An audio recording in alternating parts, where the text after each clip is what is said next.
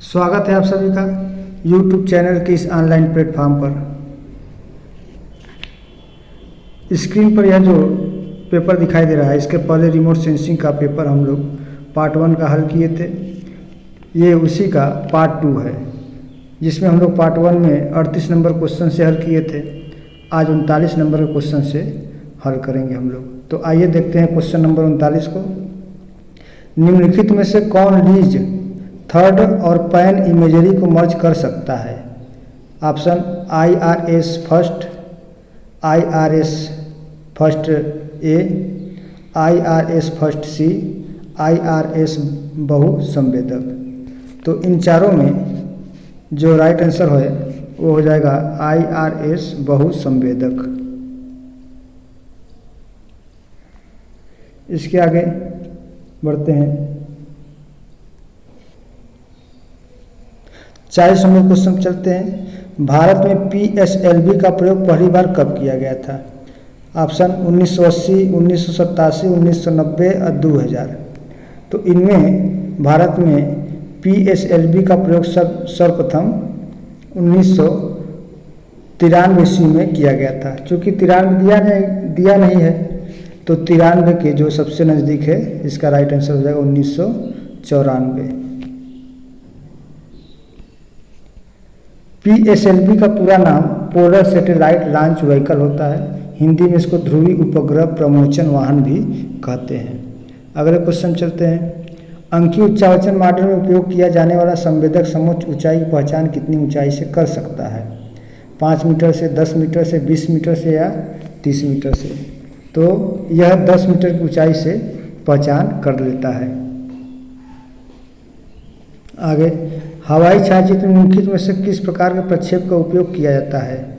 तो हवाई छायाचित्र में इनमें समानांतर, समक्षेत्र, केंद्रीय, इनमें से कोई नहीं। तो ये समानांतर, समक्षेत्र और केंद्रीय इन तीनों का उपयोग किया जाता है, लेकिन केंद्रीय इन तीनों में सर्वाधिक उपयुक्त है। तो इसका राइट आंसर हो जाएगा केंद्रीय, ऑप्शन नंबर 3। आगे चलते हैं। कैमरा लेंस और नकारात्मक तल के बीच की लंबवत दूरी को कहा जाता है? तो कैमरा लेंस और नकारात्मक तल के बीच की लंबवत दूरी को फोकल दूरी कहते हैं। तो इसका राइट आंसर हो जाएगा फोकल दूरी। आगे चलते हैं। हवाई छायाचित्र का आविष्कार किसने किया था? Gaspard Felix Tournachon, Evelyn L Pruitt, Wilbur Wright, इनमें से कोई नहीं। तो इसका राइट आंसर हो जाएगा गैस्पर फेलिक्स टूनाचन। आगे चलते हैं। वायु छायाचित्र के नामांकन पट्टी पर अंकित रेस्टेड शब्द का क्या तात्पर्य है? प्रतिबंधित, सामान्य, उपयोगी, अनुपयोगी?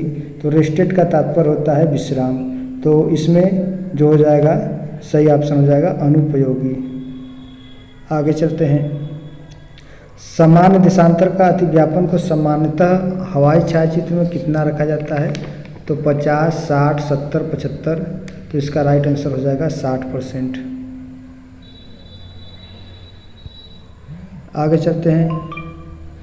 छाया चित्र के एक बिंदु का लंबन किसके कारण होता है? जमीन की ऊंचाई, उड़ान ऊंचाई, एयरबेस की लंबाई, उपरोक्त सभी? तो इनमें से उपरोक्त सभी के द्वारा होता है। आगे चलते हैं। 48 नंबर क्वेश्चन। 30 सेंटीमीटर फोकल लंबाई के कैमरे के साथ एक संबंधित 30,000 पैमाने पर 1000 मीटर औसत ऊंचाई के क्षेत्र की तस्वीरें प्राप्त करने के लिए उड़ान की ऊंचाई है 4000 मीटर, 5000 मीटर, 6000 मीटर या 7000 मीटर? तो इसका जो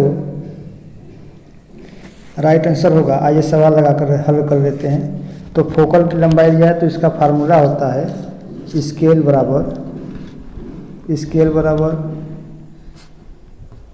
फोकल अपान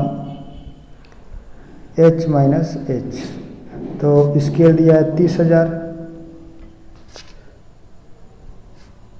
3000 हुआ हो, 30,000, और ये हो गया कितना फोकल लंबाई? 30 सेंटीमीटर अपान H माइनस 1000। तो 30,000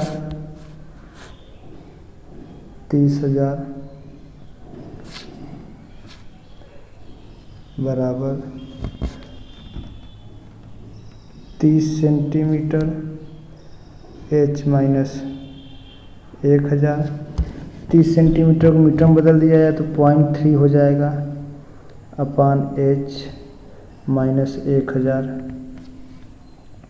उसके आगे इक्वल टू, तो h बराबर निकल आएगा h, तो h माइनस 1000 बराबर 0.3 इंटू 30,000 बराबर 9,000, फिर h माइनस 1000 बराबर h बराबर 9,000 प्लस 1000 बराबर 10,000। तो सवाल के फार्मूले से इसकी औसत ऊंचाई होनी चाहिए टोटल 10,000 मीटर, जो ऑप्शन में नहीं दिया हुआ है। वैसे बहुत से लोग जो है कि इसका 6,000 मीटर माने हुए हैं, 6,000 इस पर लगा लीजिए, बाकी आगे देखा जाएगा। अगला सवाल है 15 सेंटीमीटर फोकल लंबाई वाले कैमरे से 300 मीटर की ऊंचाई से ली गई फोटोग्राफी का पैमाना है। तो एक संबंधित 10,000, एक संबंधित 15,000, एक संबंधित 20,000, एक संबंधित 30,000। तो इसका जो राइट आंसर होगा, इसको भी फार्मूले में रख करके हम लोग ज्ञात कर लेते हैं कि फोकल की लंबाई इक्वल टू, तो फोकल की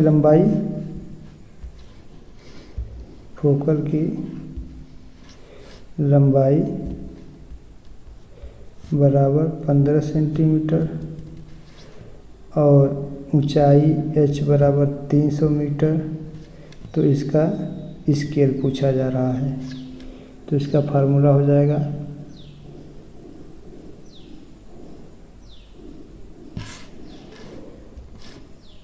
स्केल बराबर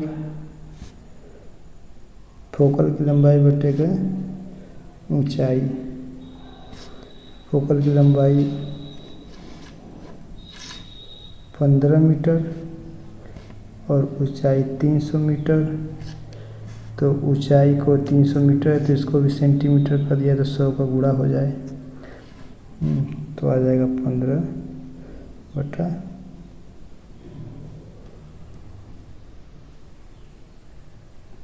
2,500 10 30,000, तो 15 दूना 30। तो इसकी जो स्केल होगी, स्केल एक संबंधी 2,000 मीटर। ये भी मैच नहीं कर रहा है, तो ये भी ऑप्शन सही नहीं है। फिर भी 2,000, तो यदि इसको 20,000 कर दिया जाए, अब ये तो विद्यापीठ वाले जानेंगे क्या सही क्या नहीं। अब उसके आगे चलते हैं। जीपीएस अंतरिक्ष खंड में नौचालन उपग्रह में समय और सीमा शामिल है, उनकी संख्या कितनी है?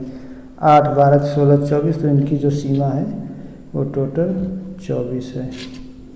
आगे चलते हैं।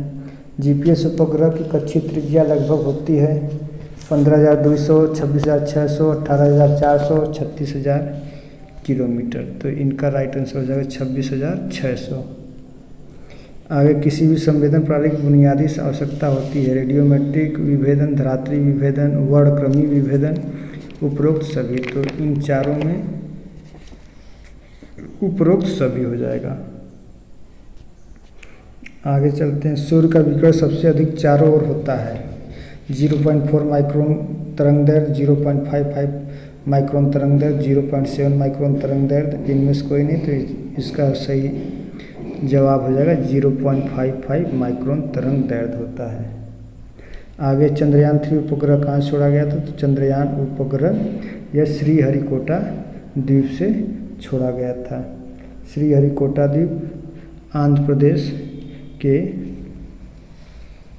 राज्य में स्थित है, आंध्र प्रदेश राज्य में स्थित है। और यह आंध्र प्रदेश के एक झील पुलिकट झील में, आंध्र प्रदेश के पुलिकट झील में यह स्थित है श्रीहरिकोटा। तो यह है पुलिकट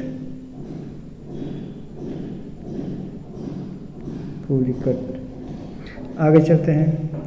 चंद्रयान 3 मिशन के रोवर को किस नाम जाना जाता था? तो इसके रोवर को प्रज्ञान के नाम से जाना गया और विक्रम लैंडर था। चंद्रयान 3 कब लॉन्च हुआ था? तो चंद्रयान 3 14 जुलाई 2023 को लॉन्च किया गया था श्रीहरिकोटा से। 14 जुलाई 2023। भारत का प्रथम उपग्रह आर्यभट्ट कब प्रक्षेपित किया गया था? तो यह आर्यभट्ट उपग्रह 19 अप्रैल 1975 को यह प्रक्षेपित किया गया था और यह सोवियत संघ की सहायता से किया गया था। भारत में अंतरिक्ष कार्यक्रम का शुभारंभ 1972 में भारत सरकार द्वारा अंतरिक्ष आयोग एवं अंतरिक्ष विभाग की स्थापना के साथ हुआ। इसी विभाग के द्वारा ही इसरो की स्थापना हुई थी। आगे चलते हैं। भारत सूर्य संवेदन उपग्रह श्रृंखला का प्रथम उपग्रह IRS फर्स्ट ए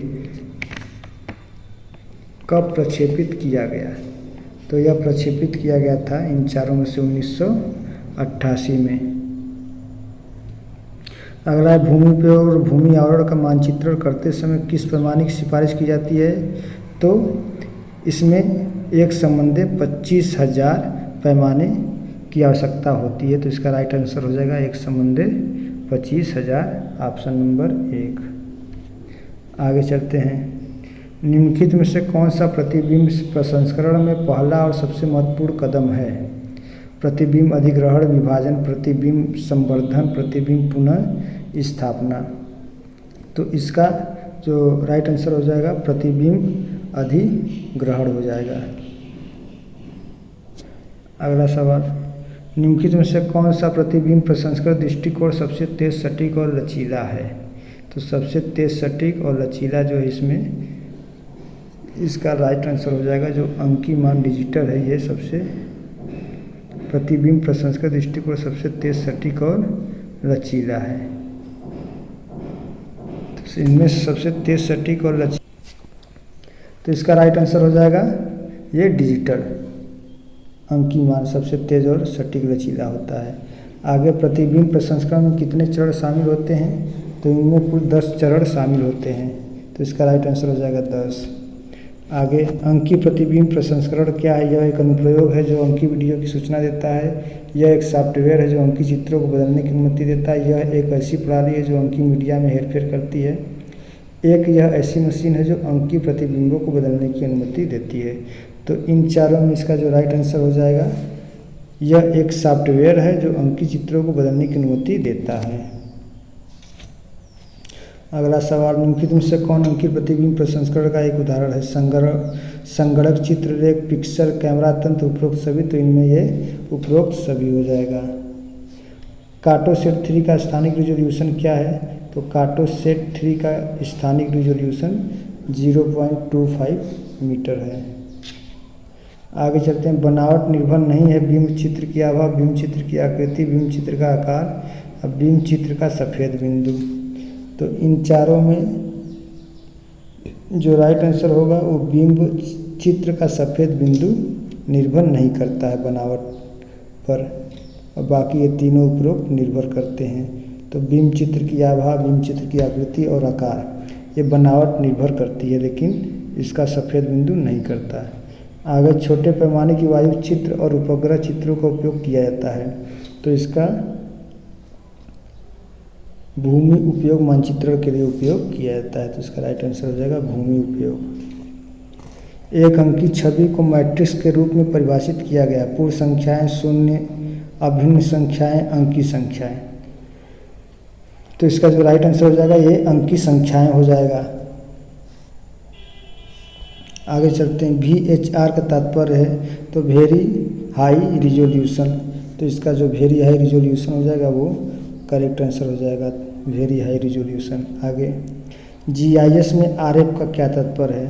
तो जो तात्पर्य भूगोल में के सर्वे में होता है वही तात्पर्य यहाँ पर भी हो जाएगा। तो RF का पूरा नाम होता है रिप्रेजेंटेटिव फ्रैक्शन मेथड। तो इसका राइट आंसर हो जाएगा रिप्रेजेंटेशन फ्रैक्शन मेथड। आगे चलते हैं। प्रतिनिधित्व करने के लिए बिंदु आंकड़ा सुविधा का उपयोग किया जा सकता है। स्थिति क्षेत्र, 3D क्षेत्र या आयतन के लिए। तो इसका जो राइट आंसर हो जाएगा लोकेशन के लिए किया जाता है। तो इसका राइट आंसर हो जाएगा लोकेशन, स्थिति। बहुभुज डाटा विशेषताएं निम्नलिखित में से किस आंकड़ा प्रारूप का उपयोग करती है? वैज्ञानिक अक्षर, गणित, फिर अक्षर, पूर्णांक। इन चारों में से जो राइट आंसर हो जाएगा वो पूर्णांक के लिए होता है। अगला निम्नलिखित में से किसी प्रारूप त्रुटि को उदाहरण के रूप में दर्शाया जा सकता है? रजत बहुभुज, डोंगर नोड्स, रास्टर्स वेक्टर में परिवर्तन, हवाई आवरण।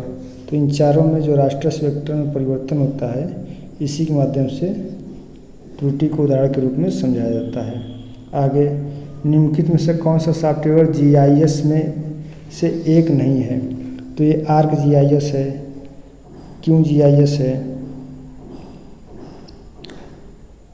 RSGIS है, लेकिन ये जो सुपर GIS है यह कोई सॉफ्टवेयर GIS नहीं है।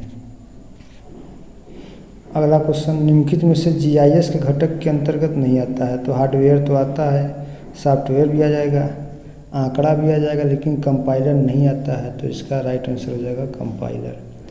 बल्कि GIS घटक के अंतर्गत तो हार्डवेयर, सॉफ्टवेयर और आंकड़ा हो गया। एक चीज़ और होता है, इसका नाम है लाइव वेयर। तो ये लाइफ वेयर होता है। आज के वीडियो में बस इतना ही। यहाँ तक 75 नंबर क्वेश्चन को हम लोगों ने सॉल्व कर लिया। ये महात्मा गांधी काशी विद्यापीठ के द्वारा कराई गई भूगोल सेकेंड सेमेस्टर की ऑब्जेक्टिव प्रश्न पत्र की परीक्षा का हल था।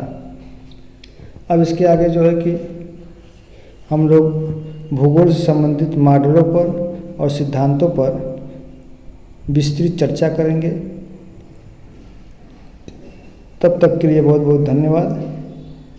और आप लोग चैनल पर नए हैं तो चैनल को सब्सक्राइब कर लें ताकि भूगोल से संबंधित और कोई जानकारी हो तो आप तक पहुंच सके। वीडियो को लाइक करें और शेयर करें।